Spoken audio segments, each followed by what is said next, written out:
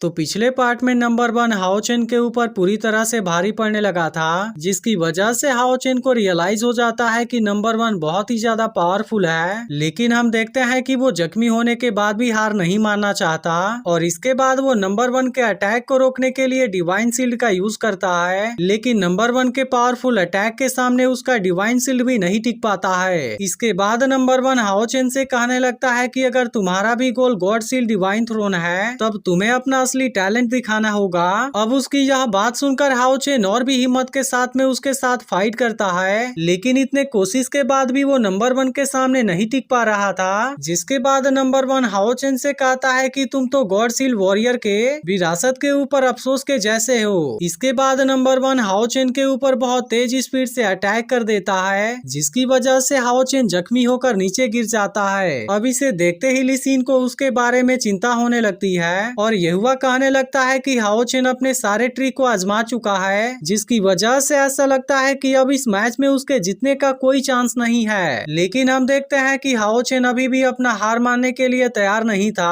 और वह फिर से अपनी बची हुई पावर के साथ में फाइट करने के लिए रेडी हो जाता है। यह देख नंबर 1 उसके तरफ आता है और उससे पूछता है कि क्या मास्टर सिंगयू ने तुम्हें यही सब सिखाया है। अब इस बात को सुनकर हाओ चेन फिर से इसका सामना करने के लिए रेडी हो जाता है और इस बार अटैक करने के पहले वो अपने पूरे स्पिरिचुअल पावर को कलेक्ट करने लगता है। अब उसके इस जज्बे को देख नंबर 1 भी उसकी तारीफ करता है और फिर हाओ चेन से कहता है कि मैं भी देखना चाहता हूँ कि तुम कैसे मुझे सरप्राइज करते हो। लेकिन अब इसके इस बात की वजह से लिसिन इसके ऊपर गुस्सा होने लगती है और फिर नंबर 1 को कहने लगती है कि तुम्हें क्या लगता है कि तुम सबसे ज्यादा हैंडसम हो। फिर वो कहती है कि लेवल 5 वाला वॉरियर होकर लेवल 4 वाले वॉरियर को बुली करने में क्या महानता है। तभी यहुआ कहने लगता है कि इन दोनों के बीच में स्पिरिचुअल पावर का गैप है और इसके अलावा इनके बीच में तो क्लास का भी गैप है, जिसकी वजह से यह चीज बहुत ही क्रूएल है। अब यहुआ को समझ में आ गया था कि हाओ चेन अपने लास्ट अटैक की तैयारी कर रहा है, क्योंकि वो किसी भी कीमत पर इस मैच में पीछे नहीं रहना चाहता। इसके बाद हम देखते हैं कि हाओ चेन ने अपने बचे हुए स्पिरिचुअल पावर को इकट्ठा कर लिया है और अब इसकी मदद से वो नंबर 1 के साथ में फाइट करने के लिए रेडी हो गया है। लेकिन हम देखते हैं कि नंबर 1 को हाओ चेन के इस अटैक से कोई भी फर्क नहीं पड़ रहा था और फिर वो कहने लगता है कि आखिरकार यह अटैक भी एक निराशा है। इसके बाद वो अपने अटैक से हाओ चेन के अटैक को ब्लॉक कर देता है। लेकिन हम देखते हैं कि हाओ चेन के पास में एक बैकअप प्लान भी होता है और इसके बाद वो फिर से नंबर 1 के ऊपर अटैक करने के लिए आ जाता है। लेकिन इस बार नंबर 1 भी हाओ चेन का सामना करने के लिए पूरी तरह से रेडी होता है और इस बार वो अपने अटैक से हाओ चेन के एक तलवार को तोड़ देता है। तभी इसी बीच हाओ चेन नंबर 1 के तलवार को पकड़कर उसके ऊपर अटैक करता है, लेकिन इसके बाद भी नंबर 1 उसके अटैक से खुद को बचा लेता है और फिर वो अपने अगले अटैक में हाओ चेन को दूर फेंक देता है, जिसकी वजह से अब हाओ चेन की कंडीशन बहुत ही खराब हो गई थी। अब इस बात की वजह से सभी लोग बहुत ही ज्यादा डर गए थे और इनको हाओ चेन के बारे में चिंता होने लगी थी। अब इसकी कंडीशन देख रेफरी तुरंत इसके पास में आता है और उससे पूछता है कि क्या तुम अपना हार मानना चाहते हो, क्योंकि इस वक्त हाओ चेन की एक तलवार भी टूट गई होती है। अब यह देख बाकी वॉरियर आपस में बात करने लगते हैं कि क्या हाओ चेन हार मान लेगा।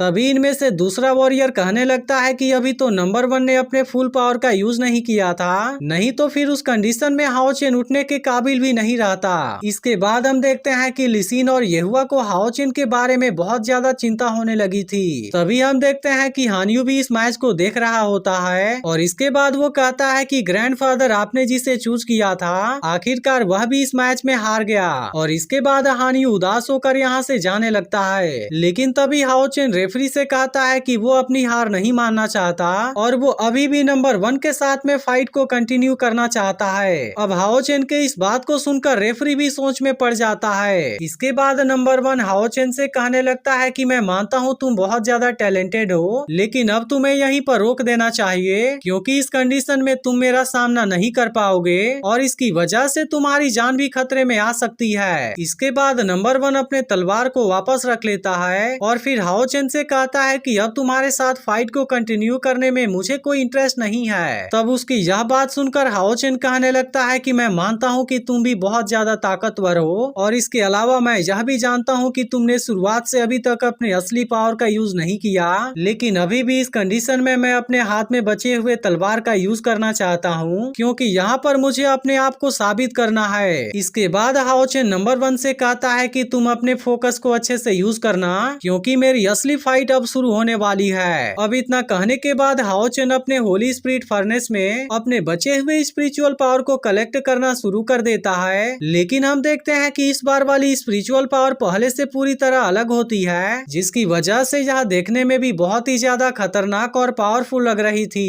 इसके बाद हम देखते हैं कि नंबर 1 इसे देख हैरान हो जाता है और फिर कमांडर भी गुस्से में कहने लगते हैं कि आखिर इस लड़के ने इसका यूज करने का डिसाइड कैसे कर लिया। तभी एक दूसरा मास्टर कहने लगता है कि इंटरपोलेशन की मदद से एसेंस ब्लड और स्पिरिचुअल पावर को तुरंत ही इंटीग्रेट किया जा सकता है, जिसकी वजह से उसमें से निकलने वाली ताकत उसके कल्टीवेशन से भी बहुत ज्यादा होगी, लेकिन वो इसका केवल 10 सेकेंड के लिए ही यूज कर सकता है। और इसलिए अगर वो इसे यूज करते हुए केयरफुल नहीं रहा, तब इसकी वजह से उसके ब्लड और स्पिरिट पूरी तरह से खत्म हो जाएंगे और आखिरकार वह भी इसकी वजह से मारा जाएगा। वहीं अगली सीन भी हाओ चेन को ऐसा करता हुआ देख बहुत परेशान हो गई थी और वो येहुआ से हाओ चेन को रोकने के लिए कहती है, जिस पर येहुआ भी कहने लगता है कि हाओ चेन, क्या सच में तुम इसे यूज करना चाहते हो? लेकिन हम देखते हैं कि हाओ चेन को किसी भी बात के बारे में चिंता नहीं थी और वो इस मैच को जीतने के लिए अपने जान की बाजी लगाने के लिए भी तैयार होता है। इसके बाद इसमें से इतनी खतरनाक पावर रिलीज होती है कि यह पूरी जगह हिलने लगती है और वहीं गार्डन में बैठी हुई शायर भी पूरी तरह से हैरान हो गई थी, क्योंकि उसे मौसम के अंदर अचानक से बदलाव महसूस होने लगे थे।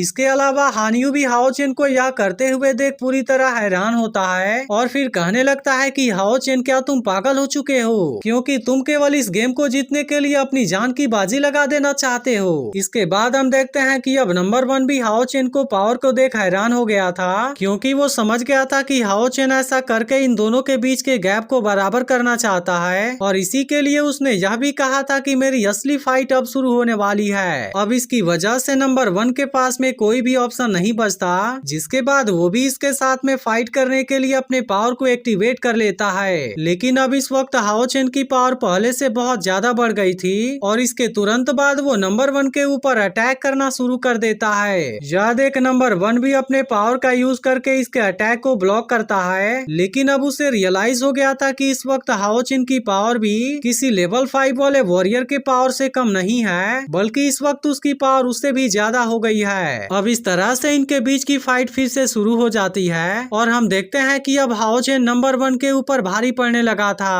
अब इस बात की वजह से नंबर 1 भी अपने पूरे फोकस के साथ में हाओ चेन का सामना करना शुरू कर देता है, जिसकी वजह से अब इन दोनों के बीच में खतरनाक फाइट शुरू हो जाती है और ये दोनों अपने अपने पावर का यूज करके एक दूसरे पर अटैक करना शुरू कर देते हैं। लेकिन अब इस वक्त हाओ चेन का अटैक बहुत ही ज्यादा खतरनाक हो गया था और अब इस बात की वजह से नंबर 1 भी पूरी तरह से हैरान होता है। इसके बाद हाओ चेन के पावरफुल अटैक की वजह से नंबर 1 के भी पसीने छूटने लगते हैं और फिर वो किसी तरह से बड़ी मुश्किल से खुद को बचा पाता है। लेकिन अब वो हाओ चेन के अटैक के सामने ज्यादा देर तक नहीं टिक पाता और अब हाओ चेन अपने बढ़े हुए पावर की वजह से उसके ऊपर भारी पड़ने लगता है। लेकिन असल में नंबर 1 अभी भी हाओ चेन से बहुत ज्यादा ताकतवर होता है, जिसकी वजह से वो उसके अगले अटैक को रोक लेता है। लेकिन यह देख अब यह हुआ हाओ चेन के प्लान को समझ गया था, क्योंकि अब हाओ चेन सबसे पहले अपने ओपोनेंट के कॉम्बैट स्किल को पहचानना चाहता है और फिर ऐसा करके वो अपने गैप को बराबर कर लेगा, जिसकी मदद से वो अपने विनिंग का चांस क्रिएट कर सकता है। लेकिन अगर हाओ चेन सच में नंबर 1 को हराना चाहता है, तब इसके लिए उसे टाइम के खिलाफ एक रेस लगाना होगा, जिसके बाद ही वो इस बैटल में नंबर 1 को हरा सकता है। अब इस तरह से इन दोनों के बीच में भयंकर वाली फाइट शुरू हो गई थी, जिसके दौरान हाओ चेन एक साथ में नंबर 1 के ऊपर कई अटैक करता है। लेकिन अभी भी हम देखते हैं कि नंबर 1 उसके हर एक अटैक को ब्लॉक करने में कामयाब हो जाता है। लेकिन अभी भी हाओ चेन इस मैच में हार मानने के लिए तैयार नहीं होता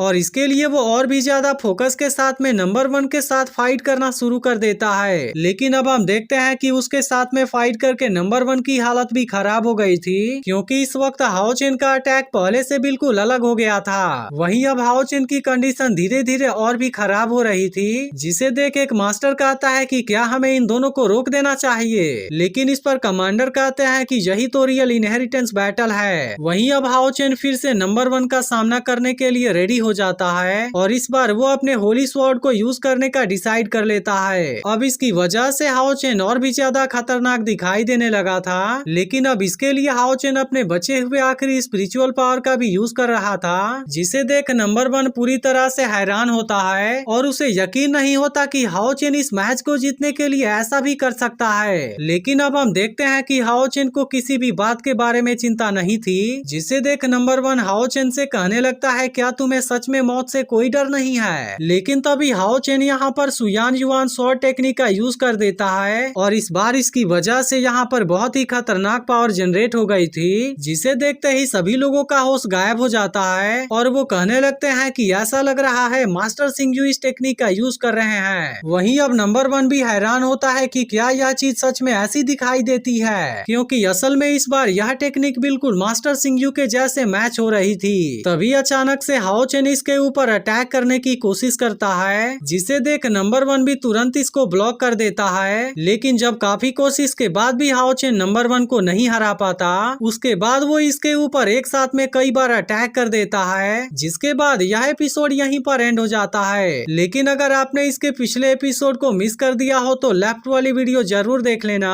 और अगर एक्सप्लेनेशन अच्छी लगी हो तो वीडियो को लाइक भी जरूर कर देना।